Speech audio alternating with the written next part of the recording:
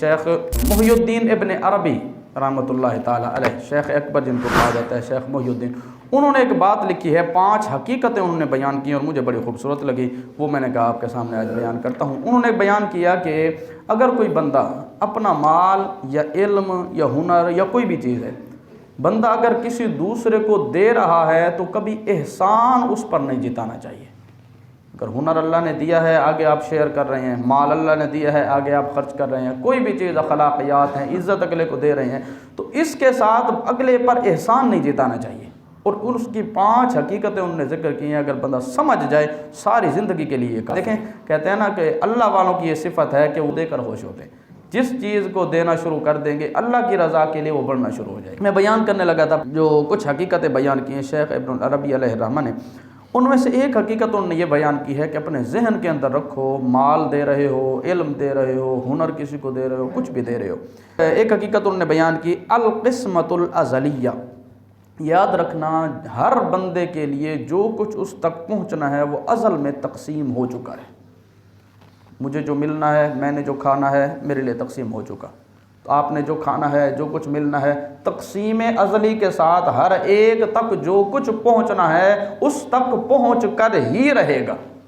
مرنے سے پہلے پہلے۔ یہاں تک کہ ابن ماجہ میں حدیث آتی ہے، حضور نے ارشاد میں طلب کرو تم کماؤ صحیح، لیکن حضور نے ارشاد میں جتنا مال جس کے لیے تقسیم ہو چکا ہے وہ سارا مرنے سے پہلے پہلے اس تک پہنچے گا، یہاں تک کہ اگر مال باقی ہوا بندے کا اور ادھر سے موت کا وقت آ گیا۔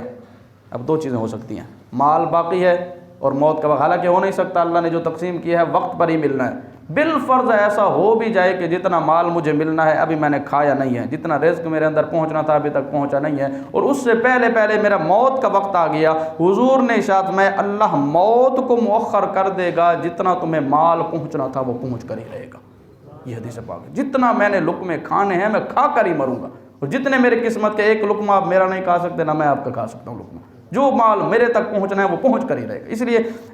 شیخ ابن عربی رحمۃ اللہ تعالیٰ نے ایک حقیقت یہ بیان کی کہ کسی کو مال دے رہے ہو تو ذہن میں رکھنا کہ قسمت ازلی کے مطابق، تقسیم ازلی کے مطابق اس کے لیے وہ مال تقسیم ہو چکا تھا، اس تک وہ پہنچنا ہی تھا۔ اب تم کچھ دے رہے ہو تو احسان نہ جتاؤ، کیوں؟ فرمایا یہ احسان تمہارا نہیں ہے کہ تم نے اس کو دے دیا، احسان اس کا ہے کہ اپنا حصہ لینے وہ خود تمہارے پاس آ گیا۔ شیخ ابن عربی کیا فرماتے ہیں؟ بہت بڑے صوفی ہیں، فرماتے ہیں کہ احسان تمہارا نہیں ہے کہ تم نے کچھ اس کو دے دیا، احسان اس کا ہے کہ تقسیم ازلی کے مطابق اس کے لیے تقسیم ہو چکا تھا، اس تک وہ پہنچنا ہی پہنچنا تھا، تمہاری جیب میں اس کے پیسے تھے،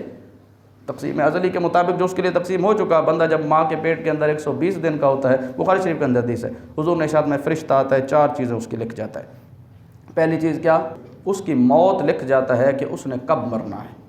جب موت کا وقت مقرر ہو گیا، اذا جاء اجلهم لا يستاخرون ساعة ولا يستقدمون، نہ ایک لمحہ آگے ہونا ہے نہ ایک لمحہ پیچھے ہونا ہے، بالکل پرفیکٹ وقت وہ لکھا جا چکا ہے۔ دوسرا حضور نے ارشاد میں عن رزقہ،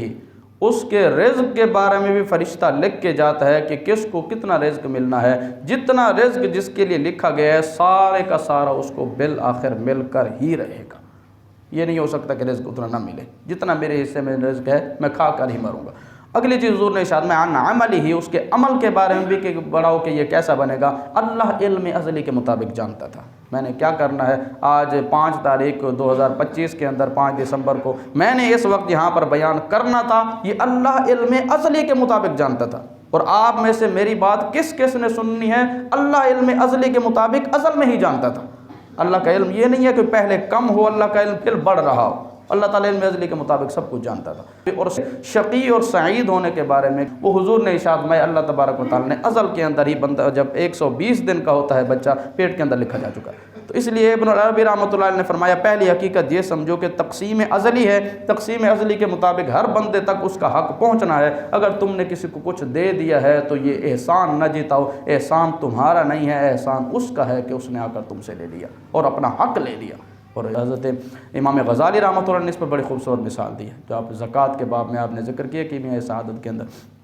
آپ نے ارشاد فرمایا کہ جسم کا اگر کوئی حصہ خراب ہو جائے، اور ڈاکٹر یہ سمجھے کہ وہ حصہ جوڑ نہیں سکتا، اگر وہ حصہ کاٹ دے بندے کا اور باقی جسم کو اگر بچا لے تو احسان مریض کا نہیں ہوتا، احسان ڈاکٹر کا ہوتا ہے۔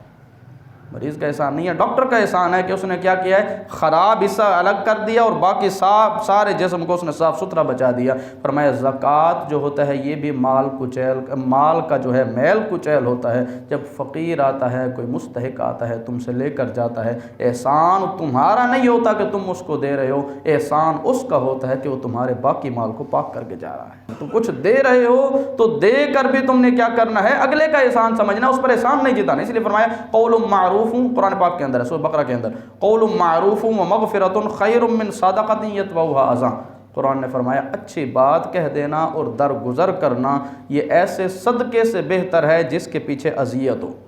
پیسے بھی کچھ دے دیے اور ساتھ دو چار باتیں بھی سنا دی۔ اللہ فرماتا ہے مجھے ایسے مال کی ضرورت نہیں، اس سے آپ یہی کہہ دیتے کہ معاف کرو بابا، اور وہ چلا جاتا، اچھی بات کر دیتے، مجھے یہ پسند تھا، اچھی بات کر کے کسی کو عزت کے ساتھ روانہ کر دو، اس سے یہ بہتر ہے اس سے کہ تم کچھ دے بھی دو اور ساتھ دو چار باتیں بھی سنا دو۔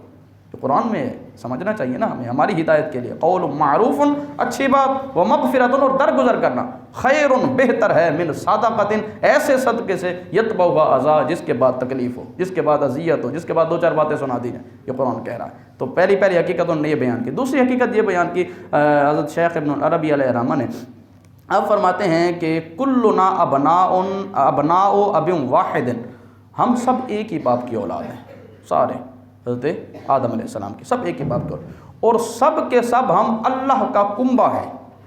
حدیث میں آتا ہے الخلق عیال اللہ، ساری کی ساری مخلوق اللہ کا کنبہ ہے، اللہ کا عیال ہے۔ اور حضور نے ارشاد فرمایا کہ فأحب الخلق الی اللہ انفعہم لعیالہ، اللہ کو اس کی مخلوق میں سے سب سے زیادہ محبوب وہ ہوتا ہے جو اس کی مخلوق کے لیے زیادہ نفع مند ہو، زیادہ جو نفع پہنچانے والا ہو، اللہ کو وہ پسند ہے۔ اب شیخ ابن عربی فرماتے ہیں کہ سارے جب اللہ کا ہی کنبہ ہیں تو گویا کہ اگر ایک باپ کا پیسہ ہو اور ایک بیٹا اٹھا کر دوسرے بیٹے کو دے دے تو احسان باپ کا ہوتا ہے، احسان یہ اٹھا کر دینے والے کا نہیں ہوتا۔ باپ کا پیسہ اس نے کہا 10 روپے چھوٹے بھائی کو دے دینا، باپ کے پیسے میں سے اگر آپ دے رہے ہیں تو فرمایا کہ یہ احسان اس کا نہیں ہے کہ جو دے رہا ہے، احسان اس کا ہے جو دینے والا ہے۔ تو گویا کہ الخلق عیال اللہ بلا تشبیہ و تمثیل، شیخ ابن العربی فرماتے ہیں کہ اگر کسی کو تم دے رہے ہو تو اللہ کے مال میں سے دے رہے ہو، اللہ کے مال میں سے دے کر آگے احسان نہیں جتائے جاتے۔ یہ حقیقتیں ایسی انہوں نے بیان کی ہیں کہ اگر بندہ سمجھ لے ساری زندگی کے لیے کافی ہیں۔ آگے فرمایا شیخ ابن العربی رحمۃ اللہ تعالی نے اگلی حقیقت فرمایا العبودیہ کلنا عبید واللہ السید، فرمایا سارے کے سارے ہم اللہ کے بندے ہیں اور اللہ تعالی ہمارا مالک ہے۔ اور مالک دو غلام ہو ایک بندے کے، ایک غلام اگر مالک کا پیسہ اس کی اجازت سے دوسرے کو دے دے، بلا اجازت دے دے وہ تو چوری ہوگی۔ حالانکہ یہ نہیں ہے کہ اللہ تعالیٰ کے چاہے بغیر کوئی کسی کو دے دے، 1 روپیہ بھی میں آپ کو نہیں دے سکتا، نہ آپ مجھے دے سکتے ہیں، نہ کسی کو کوئی دے سکتا ہے اللہ کی مرضی کے بغیر۔ اب اللہ سے کی چاہت سے ہی اللہ کا مال ہم کسی کو دے رہے ہیں۔ فرمایا 2 غلام ہوں کسی کے، ایک غلام اس کی چاہت سے اس کی مرضی سے دوسرے کو دے دے تو یہ غلام کا احسان نہیں ہوتا، مالک کا احسان ہوتا ہے، مال جس کا دیا جا رہا ہے۔ فرمایا حقیقت میں مال اللہ کا ہے، حقیقت میں جو کچھ تم دے رہے ہو، کسی کو ہنر دے رہے ہو، کسی کو علم دے رہے ہو، کسی کو عزت دے رہے ہو، جو کچھ دے رہے ہو حقیقت میں ساری عزتیں اللہ کی ہیں، سب کچھ اللہ کا ہی۔ کسی دوسرے کو دے رہے ہو تو احسان اس پر نہ جتاؤ، گویا کہ تم ایسے ہو کہ اللہ تمہارے اوپر تمہارا مالک ہے اور ایک نے اللہ کا مال اٹھا کر دوسرے کو دے دیا، صرف اتنی بات ہے۔ اگلی انہوں نے حقیقت بیان کی بڑی خوبصورت، وہ فرماتے ہیں قرآن کہتا ہے وَأَنفِقُوا مِمَّا جَعَلَكُمْ مُسْتَخْلَفِينَ فِيهِ، خرچ کرو اس مال میں سے جس کا اللہ نے تمہیں خلیفہ بنایا، جس کا اللہ نے تمہیں نائب بنایا۔ فرمایا تمہارا مال کسی کا بھی اپنا نہیں ہے، ہم جو بنے ہیں اپنے بڑوں کے نائب بنے ہیں اور ہمارے بعد والے اسی مال کے ہمارے نائب بنیں گے۔ ایک ہی گھر ہے، پتہ نہیں کون کون یہ کہتا آیا کہ یہ میرا گھر ہے، پھر ہمارے پردادا نے کہا یہ میرا گھر ہے، پھر ہمارے دادا نے کہا یہ میرا گھر ہے، پھر ہمارے والد نے کہا یہ میرا گھر ہے، اب ہم کہہ رہے ہیں یہ میرا گھر ہے، پھر آگے ہماری اولادیں کہیں گے یہ ہمارا گھر ہے۔ ایک ہی گھر ہے، اسی کے بارے میں مالک جو ہے مجازی مالک مختلف ہو رہے ہیں۔ فرمایا اللہ نے تمہیں مال کا صرف خلیفہ بنایا ہے، نائب بنایا ہے، اس ساری مخلوق اللہ کی ہے اور سب کچھ پیدا کیا ہوا اللہ کا ہے، اللہ کے لیے زمین و آسمان کی بادشاہت، وَلِلَّهِ مُلْكُ السَّمَاوَاتِ وَالْأَرْضِ وَلِلَّهِ خَزَائِنُ السَّمَاوَاتِ وَالْأَرْضِ، خزانے کا مالک وہی ہے، زمینوں کا مالک وہی ہے، آسمانوں کا مالک وہی ہے۔ اگر اس نے کچھ تمہیں اس میں سے عطا کر دیا ہے اور تم نائب بن کر کسی کو دے رہے ہو تو نائب کسی پر احسان نہیں جتاتا ہوتا، احسان مالک کے ہی ہوا کرتے ہیں۔ حضرت شیخ ابن عربی نے یہ حقیقت بیان کی. تو کسی کو دو تو احسان کر کے نہ دو، بلکہ ایسے طریقے سے دو کہ تم ایسے لگے کہ گویا کہ آپ ہمارے محسن ہیں، کہ آپ ہم سے کچھ لے کر جا رہے ہیں. تو یہ شیخ ابن عربی رحمۃ اللہ نے فرمایا. اور